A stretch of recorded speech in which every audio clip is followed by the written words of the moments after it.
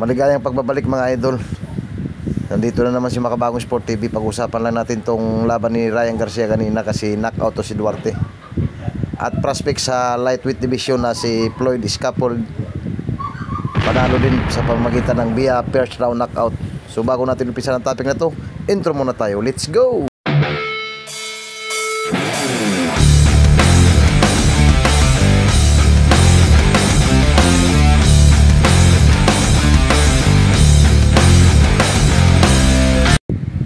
So ayun nga, ayon sa balita, Ryan Garcia raw want Rolly Romero next after beating Oscar Duarte.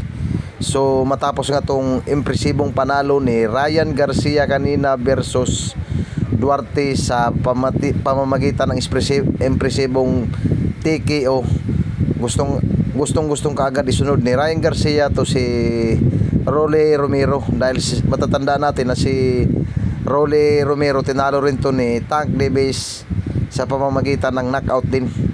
Kaya matapos kanina manalo ni Ryan Garcia kay Duarte, pinupos ngayon na isunod ni Ryan Garcia si Rolly Romero. Sa hindi po nakakilala kay Rolly Romero,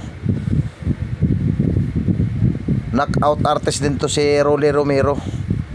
Kasi ang nag-iisang talo lang din to dahil kay Tank Davis, pareha sila ni Ryan Garcia. Isang talo lang din to si Rolly Romero sa pamamagitan ng knockout kay Tank Davis. Kaya yun ang pinupursus ngayon ng Golden Boy promotion na ilaban si Ryan Garcia kay Rolly Romero. May kartada po itong si Rolly Romero na 15 wins, 1 loss, 13 KOs. So knockout nga po ito kay Tank Davis. Kaya pinupost ngayon ng Golden Boy promotion na ipalaban si Ryan Garcia kay Rolly Romero matapos manalo ni Ryan na impresibong technical knockout laban kay Duarte. So champion po to si Rolly Romero ng WBA Super Lightweight Division. Sa hindi po nakakilala kay Rolly Romero, champion po ito, hawak po ito ngayon ang WBA Super Lightweight. Kaya nakita natin kanina sa highlight guys, talagang malupit ang sinapit ni Duarte. Knockout ang inabot, kaya talagang daming humanga sa performance ni Ryan Garcia kanina. Dahil makikita talaga nandun ang bilis. At saka mautak na to ngayon guys si Ryan Garcia dahil alami weather na ngayon ang style nito. Kaya nanalo kanina si Ryan Garcia sa impresibong technical knockout dahil binilangan ito ng referee. Hindi na umabot sa bilang ng 10, kaya panalo po to si Ryan sa pamamagitan ng technical knockout. Sa kabilang balita naman tayo mga idol, prospect sa lightweight division. Ayon sa balita, boxing result, Floyd Scaffold scores impressive first round TKO victory.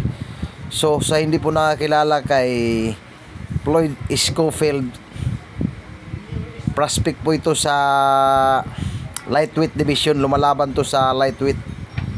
Talagang matindi rin tong kartada nito mga idol dahil talagang nakakatakot din tong kartada tong tao na to dahil siya ngayon ang prospect sa lightweight division.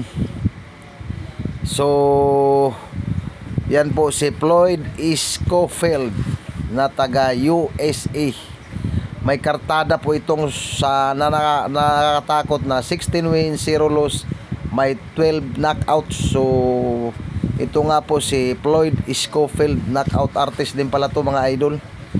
Sa kabilang balita pa rin tayo mga idol, ayon kay Mike Coffinger ng ESPN, Jaime Munguia book next fight against John Ryder on January 27. So ayon nga po sa ESPN kay Mike Coffingers, may laban si Munguia sa kay John Ryder will meet a super middleweight bout in January 27 is Phoenix. It was announced Saturday. Munguia 42-0, 33 KO. So yun nga po si Jaime Munguia. Ito po ang bata ni Eric Morales na knockout artist din. So hanggang dito na lang. Maraming salamat po.